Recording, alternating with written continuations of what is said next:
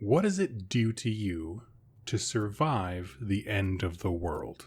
Now, for example, I'm a big fan of history, right? I try to put myself in the minds of various people throughout our own history to get some kind of contextualization for what these things would be like. And there are several times in history of our real world where people seemingly, from their perspective, stared down Armageddon. A few really big events come to mind, of course, the bombings of Hiroshima and Nagasaki, of just these events that are so momentous in their power and what they did in terms of the sheer damage and fires and everything. It seems absolutely end times-esque. But another example, one that doesn't involve war, would be something like the Great Chilean Earthquake of 1960. If you've never looked this up, please do. It is insanely interesting because essentially there was one of the biggest earthquakes ever recorded, the largest if I'm not mistaken, and it shook so hard that it turned the earth into sand.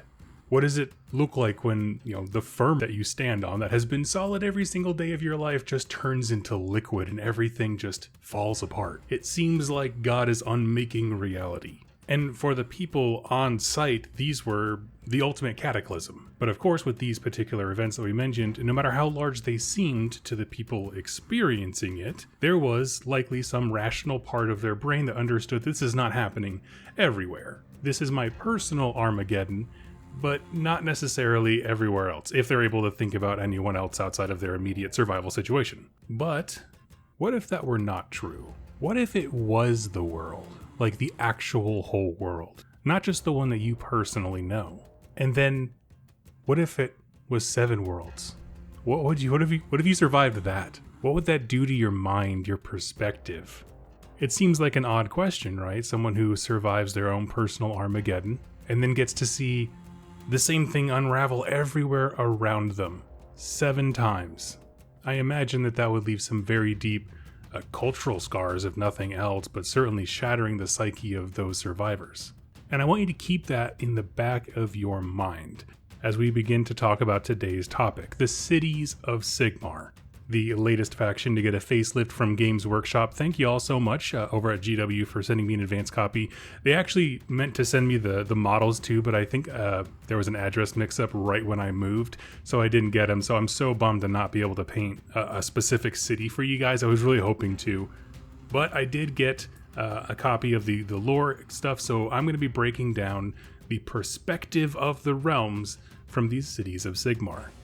Now, one thing I'm going to add really quick here before we jump into the full topic, if you're interested in this faction and you want to explore the city's, roster of units more, please consider using my affiliate link in the description down below. Not Just Gaming is a great store here in the US with discounts on all GW products. Using that link goes a long way to supporting me, my wife, our cats. It's life-changing stuff, and I appreciate every bit of it. I turned off ads on my YouTube channel because they were just getting insane, so if you wouldn't mind, please go help me out. It's your friendly local store, just online. And I also wanted to shout out that I am now part of the Goonhammer media team. I love Goonhammer. It's a great, it's mostly a blog, but they have all different kinds of affiliated podcasts and content. If there's any kind of miniature war game or gaming tactics question that you have, go check out Goonhammer. They have great content, some wonderful people volunteering their time, their mental effort to just put together a really wonderful resource for us all players. But let's get back to our story here, okay? We're talking Cities of Sigmar. If you are new to this series, hi, welcome.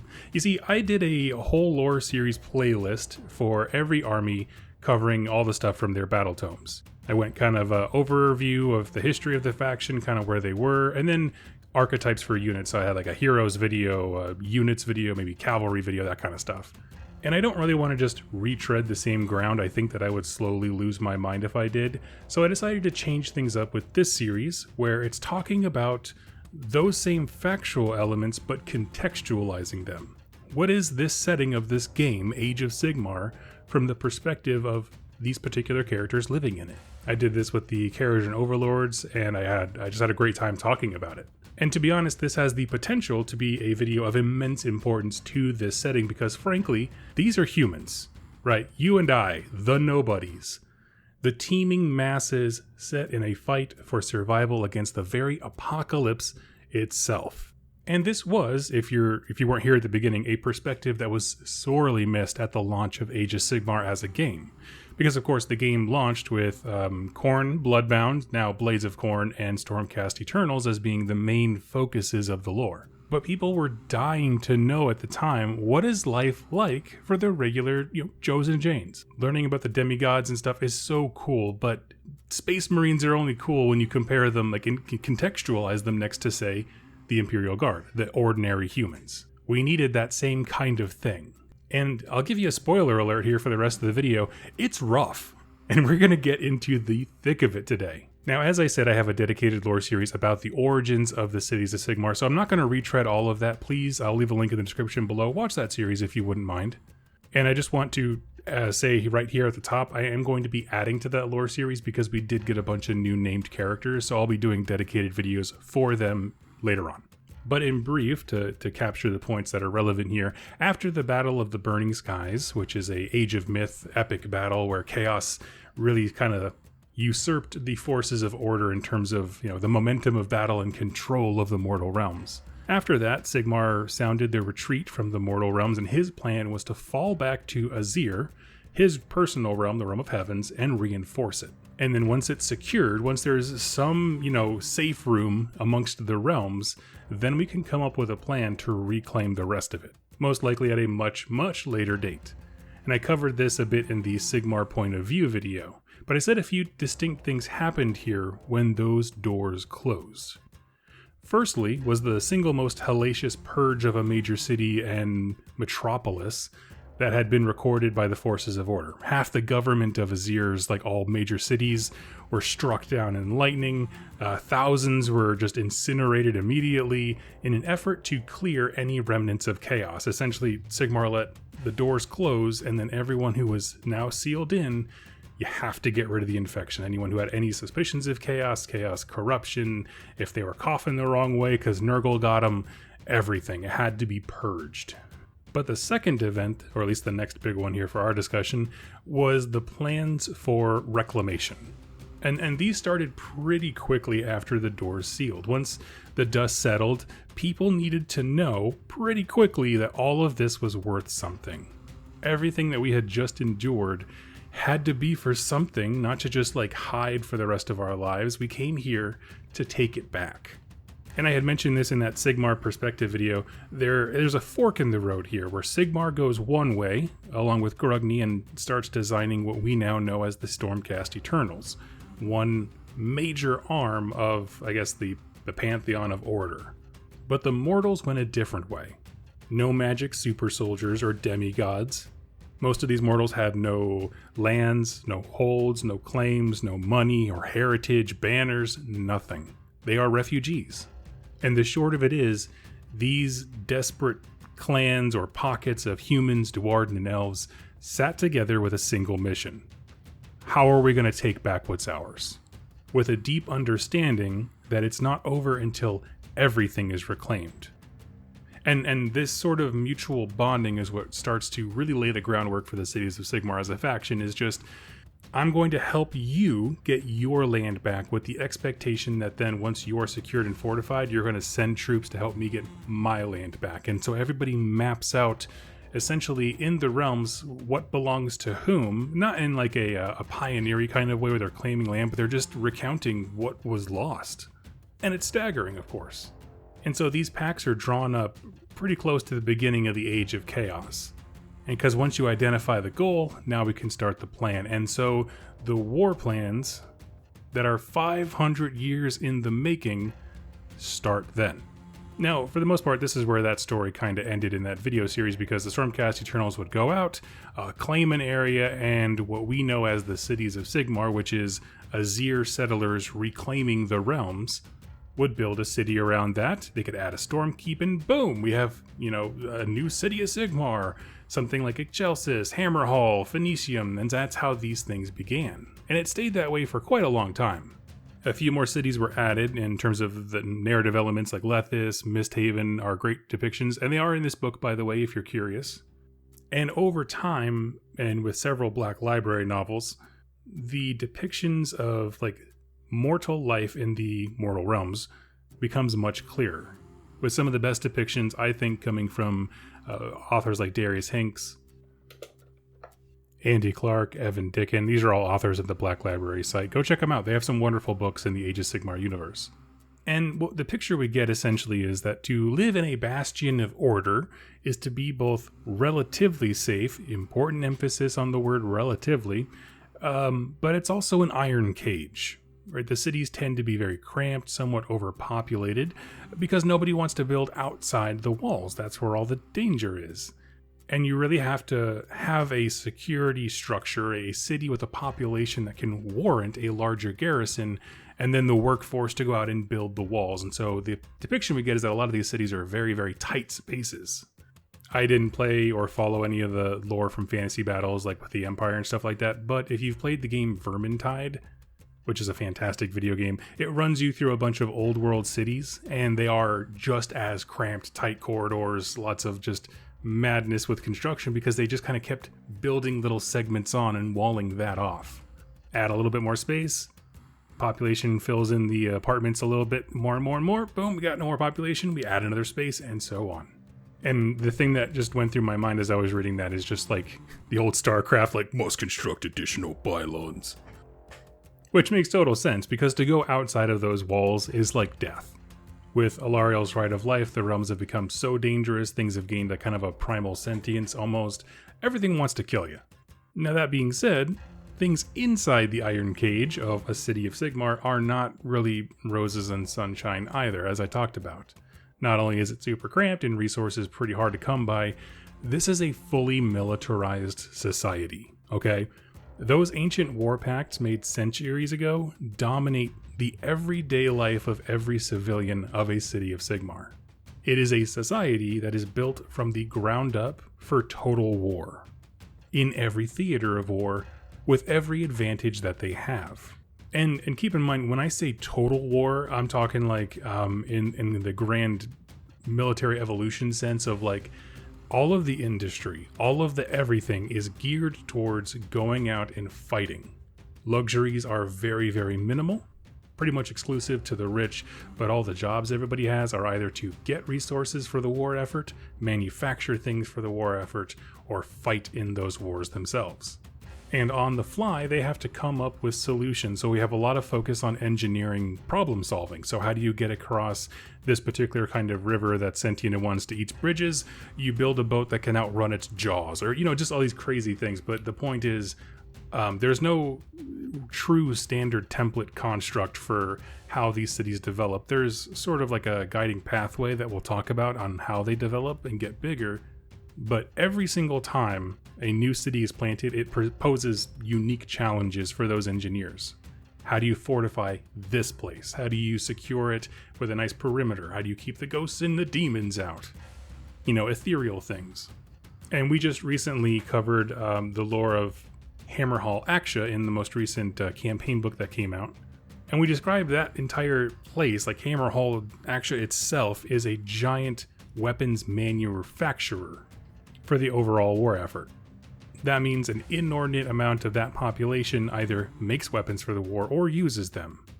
Whereas Hammerhall Gyra, their contribution is food and water at an insane rate, because that's what they can contribute the most and what is most vital. But the point is, every industry here is geared in a singular direction. Now, I touched on Hammerhall Gyra having food and water, and this is a good point as any to touch on food and water. One thing that stands out to me between Age of Sigmar and the Fantasy Battles, old world setting, is the average life of civilian in context to these big battles. And here's what I mean, like the average civilian's life or whatever. In Fantasy Battles, a lot of the battle maps that you would build and stuff like that kind of resemble an old school European Renaissance era force. So you have a castle, there's some surrounding countryside with, some farm counties, maybe some shanty towns around the castle.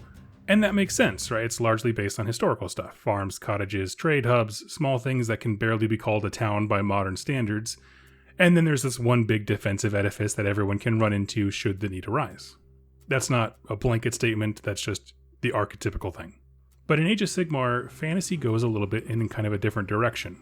I get the sense that rather than each city having its own little farm area and shanty town on the outside, most armies fighting against the forces of order hit the big wall first. It's not the last thing you touch, because everything is going on inside the wall. And part of that is because each city does not have to be self-sufficient. In fact, I'd say one of the real distinctions between fantasy battles and Age of Sigmar cities is the nature of their trade, because so many of the realms are mad rich in a thing, but dead broke in others. So there's a very natural supply and demand to keep things moving. And in Age of Sigmar, with this fantasy setting, we have realm gates that allow the trade, and there's KO that can fly everywhere. There's just a bunch of ways to get stuff from one place to another. So what that means is the enemy hits the wall first, because when the entire city is geared towards a single, in most cases, objective, that's very easy to defend. It's when everything around is important to you that you overreach. You can't defend the farmland, you're going to just starve yourself in a siege. Well, these guys don't have to worry about that. They can get food through their realm gate. But if you're a city that, say, exports refined steel for weapons to be mass-produced, your factory and castle will be in the wall. Like, that's not an outside thing that we can let go. That's the reason this place exists. If that falls, that forge and all those kinds of things, there's no reason for the city to exist anyway, so you might as well build the castle around that. I don't care about the farms, I don't care about the hovels, all that stuff exists to serve this singular thing so we can export stuff, because as long as we're exporting stuff, then we can import food and water. And that's an interesting dynamic. It would change the nature of their kind of day-to-day life for work and how they view economics, the way they view food and that kind of stuff. Everything would be imported unless you live in a realm where you grow the food right there. But then all the other stuff, all the tools and things like that you would use would be imported. So everybody's sharing. That's the whole point, is like there's this overarching web of sharing that happens amongst the cities of Sigmar that I did not feel existed in the old world. Simply because they trade in and out for all things, either through a realm gate in their city, which many cities are built around one, or they just have Kharadron and Overlord fleets taking trade runs. Because if everyone only focuses on a specific thing, and you can keep trade going, then the war effort comes down to a matter of logistics. And this is also a framework that is put onto some awesome fantasy stuff, right? It could be a city with walls. It could also be a city that's carved into the body of a living slug where the main export is its mucus, which I think was actually the city in Spear of Shadows, if I'm not mistaken.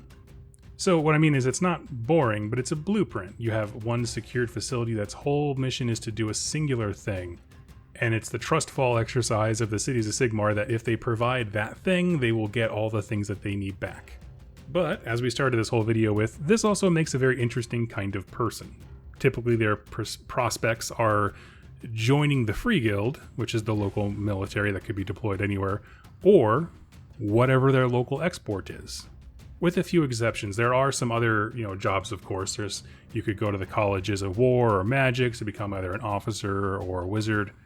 There's the church, which we'll cover here more in a second, but also there's basic traders, clothers, all society stuff. But in a broad sense, this is the idea. You either fight in the military or you do whatever that city's goal is. And things stayed for a good deal of time kind of in that facet. And that kind of changed when the era of the Beasts and the Dawnbringer Crusades began. Essentially, I mentioned this before, Alarielle performed a setting-wide spell on her own, just like Nagash, but with life magic instead of death. It's called the Rite of Life. And with that, all living things of the realms really flourished for the first time in a while.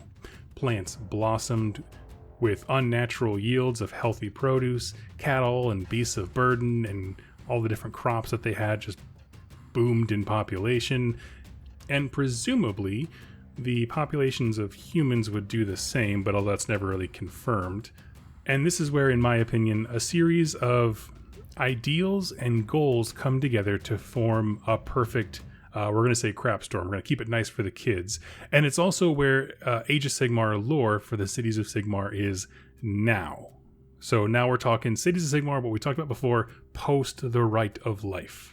Sigmar sees this massive boom in supplies, natural resources, people, and he decides this is the time to expand. Chaos was knocked off its feet first, of course, by Sigmar when he came back into the realms, but then by Nagash with the Necroquake.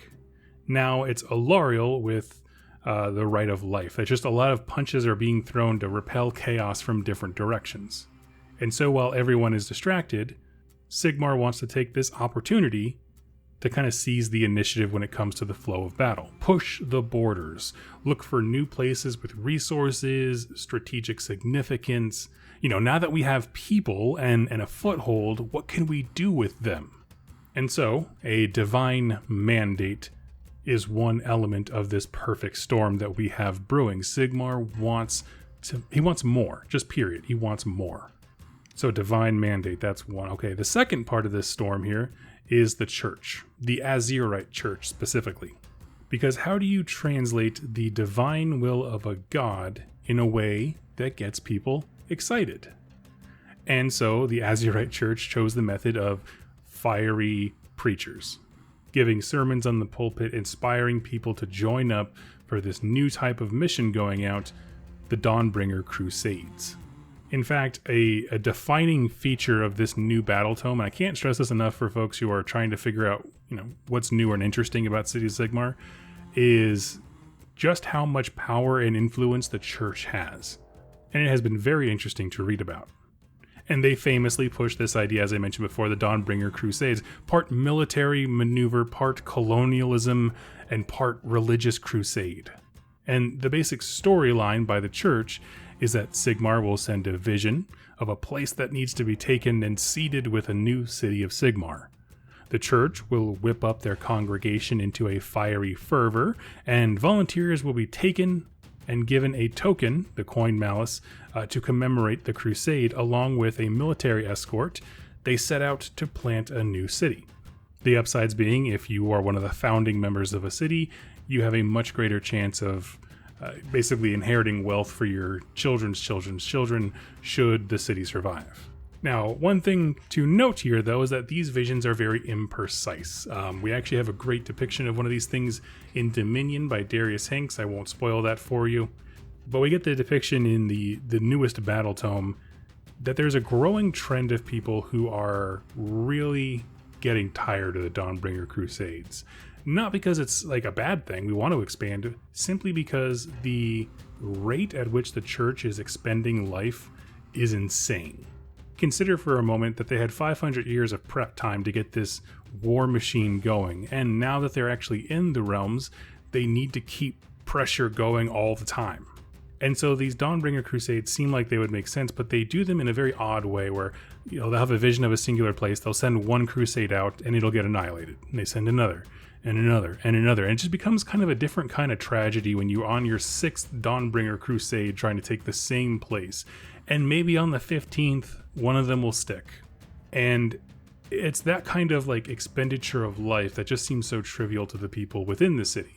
And so there's a growing discontent. And this is kind of why I like this tension within the book, is you have a flat mandate from Sigmar that is kind of vague. The church interprets it with such urgency that they whip people up. And now we have this tension between the church of Sigmar, which is, in theory, interpreting his will, and sort of more the mortal, I guess, leadership, your mayors, your that kind of stuff, the civil leadership of humans being like, we can't keep depleting our population like this. We can't keep this up. We can't throw, every time you send a Dawnbringer Crusade out that's loaded up with guns, those are guns you don't get back, even if they all die. So, it's a lot of resource management. Like I said, it becomes a question of logistics, and it's this interesting pull, this nice tension that's brought out in the book itself about, the role of the church, and it doesn't, I guess, denigrate that at all, but at the same time, it just reminds you that not everybody's super on board with this. This is some really hairy territory,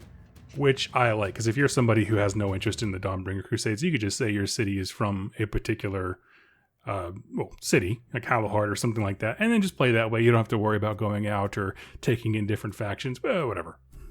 And so when people are asking, what did this book do for the Cities of Sigmar, what I would say is it added an immense amount of depth to the internal tensions of the faction when that comes to the people's relationship to the church, but also I think it added a lot of depth in terms of the different races related to one another. When I say races in this context, I'm talking about dwarves, elves, and humans in the fantasy context. because although they don't each have like a full spread of lore for every single model or unit type in this book, because there's so stinking many, guys, they did kind of a nice sum up that I really like that contextualizes each of them. So for example, pretty soon I have a video coming up about the Dispossessed, which is the dwarves that are not Keragen Overlords or Fire Slayers. These are just all the other ones from the old world rounded up here. And I thought they did a fantastic job of contextualizing them, getting you a sense of what a full army of them would look like, in also having a lot of lore opportunities to bring them into other armies, so it doesn't look weird when there's dwarves mixed with other stuff. I don't know. I thought it was just a wonderful book, and I really thoroughly enjoyed reading it. For that specific reason, because it does, like I said, deepen the tensions and just the ideas of teamwork and how they function together. And I say that's the main highlight of this book because it doesn't really push any kind of narrative forward, really. It just has us in the era of the beast and shows us a snapshot of what this faction is doing, which is expending lives at an exceptional rate, lives and resources, to go out and expand and claim territory. And there's internal tension about that, and I am here for it. And that to me, honestly, is the best kind of battle tome, where like half the book is like, rah, rah, this is the best thing ever, we're expanding for Sigmar, all these great things. And then there's that one little like portion of the book that's like, are we the baddies? You know what I mean? And I love that kind of stuff. Except for orcs. No Games Workshop book has ever had an orc codex or battle tome that they questioned whether or not they were the bad guys. And so let's kind of wind down this video talking about why are the Cities of Sigmar cool in this new book? What does their perspective offer anyone who's coming at the Age of Sigmar lore? Well, like I said, I have more detailed information in the playlist down below, and I'm going to be adding to it, so give that a follow. But in truth, this is the perspective we wanted for so long. What are the everyday tensions of the normal humans of the mortal realms? They fear for their lives because they can lose them, whereas the Stormcast can't. They've endured so much. Their perspective is so wildly different from any of the heroes that we follow from the Stormcast, of course, simply because their lives are shorter. These books are great to read, the Black Library novels in general, just because you get to see ordinary people in different realms and how they speak and what their customs are and what they look like. I think several authors, C.L. Werner to me in particular, does a great job of describing like what they're wearing, which is helpful because if you've seen the old Cities of Sigmar artwork, you know they have a whole bunch of just really wild looking characters and outfits and architecture style. Like there's just a lot to be gleaned from learning more about the various cities that are out there. Now, we covered in videos about how they're founded mechanically as far as like moving the resources to a location and setting them up. They're focusing almost exclusively on sites of like geomantic power, which is just ley lines coming across each other, instead of just focusing on realm gates, which have now become a liability thanks to Be'lakor. But anyway, I'm really excited for this book because of the insight it gives us, and also adding that element of internal tension was something I thought was really missing from earlier battle tomes, because it depicted them as, I think, far too united of a force, which they were when they left Azir, but after they've been in the realms for a while, in all these cities, like, they don't interact with each other, like, for the most part. I mean, I'm sure they can send troops to reinforce one another, and they'll have envoys and that kind of stuff, but they are very far apart from one another, and so they can grow their own distinctive cultures, the resources and the food that they have access to, and all those kinds of localized customs. There are still mortals that are like survive the Age of Chaos in random tribes that just find people and are brought in. The reclaimed is what they're called. So like there's just local culture is different. And I do feel like this book provides a lot of avenues for you to express that with your actual models on the table. And I think it does a compelling job, like I said, of just introducing internal, strife, because yeah, all those cities come from the same blueprint, but like I said, they're also wildly different because of their regions and stuff. Show me some of that struggle. Well, one that unifies them at this point is an internal struggle of the people in the church. And when I say the people, I don't just mean like the people in general, but also like the military leadership, the people who handle logistics and production numbers are just looking at this like we're hemorrhaging resources and not gaining a whole lot. So there's some rethinking going on. Some people are advocating for like mega crusades, which is, yeah, you do a crusade, Dawnbringer Crusade as we normally know it. You just wait until you have 4 times the amount of people than you would normally send out to colonize an area, because then it's a bigger thing that has to be dislodged. The comeback to that, though, and I do kind of agree with it, is the bigger of a beast you put out there, the bigger of an army it's going to attract. So like tinier Dawnbringer Crusades might slip under the radar, whereas a big honking one is going to be a giant bullseye for any passing warband. So, there's pros and cons. And that's, again, something this book does a great job of illustrating, is that it just has these great throwaway lines of like, some people think this, and it's just a conflicting idea, one that seems much more reasonable and, dare say, human. And then the rest of the book is like, nah, which is like peak Warhammer for me. If you have a favorite book about the Cities of Sigmar, or at least a depiction of a given city, would you mind please leaving that in the comments down below? Because it would mean the world to me. I always pin the most helpful comment, and I would just really like to see people help each other out, because there's so many books I have fallen behind entirely when it comes to my Black Library reading, because I started doing Horus Heresy stuff too. So I haven't gotten to all of them, but there are some really great depictions of various cities and their different context and how they're different, like architecture and everything is. And so it's a hard faction to talk about simply because of it could kind of be whatever you want it to be. And the things that unify them are their heritage, right? The fleeing to Azir and then coming back out. The strife between Azurites and the Reclaimed, meaning the people who were outside of Azir during the Age of Chaos. And now this new element of the people in the church, which is a vein of tension that I felt had been missing for a while. Like, for example, in fantasy battles, like the War Priest was such an iconic miniature, like, oh my gosh. And I felt like that vein of the Empire was just sorely missing. However, I can confidently say now that the church has some of the coolest miniatures in this faction, and I'm excited for its future. So friends, leave your favorite books down below. Let me know if you have any thoughts on these Cities of Sigmar perspectives. It's ever changing, of course, as lore develops, and every time they kind of kick the story forward, therefore the Cities of Sigmar perspective is kicked forward, because it's, again, how we see things. But I'd love to hear your thoughts in the comments down below. Give this video a like and share it to a friend. It would mean the world to me. And thank you so much for listening. Happy wargaming.